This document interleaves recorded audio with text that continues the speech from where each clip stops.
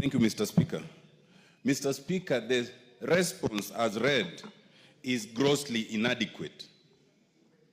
But it is because of our system that we cannot expect our own colleague to give us sufficient answers, because he can only rely on answers that have been given to him.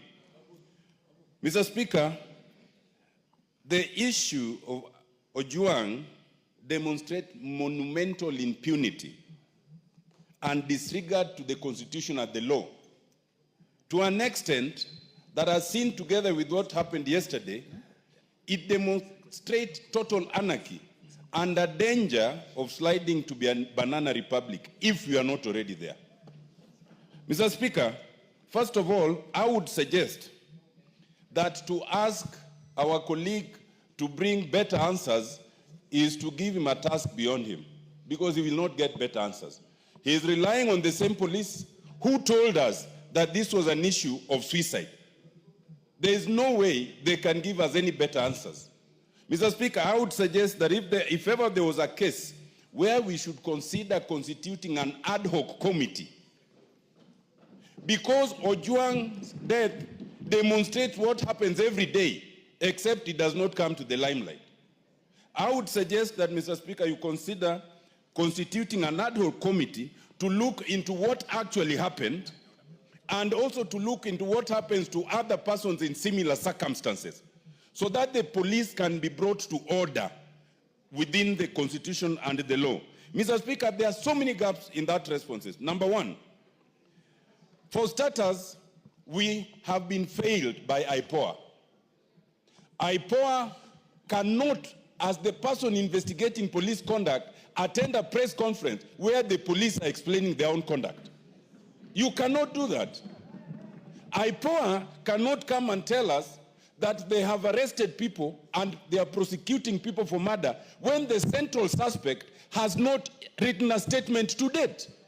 How do you determine then who should be taken to court if you've not interviewed Eliud Lagat up to now? Ipoa has failed us, and we must call them to order.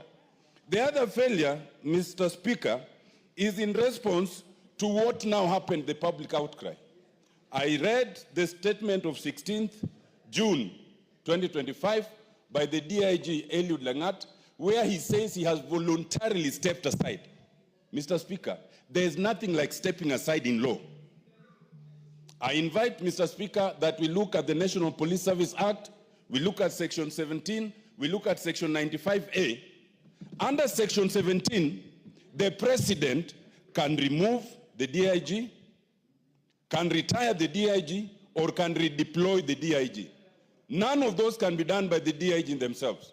Under Section 95A, the disciplinary process can only be done by a disciplinary committee of the National Police Service Commission.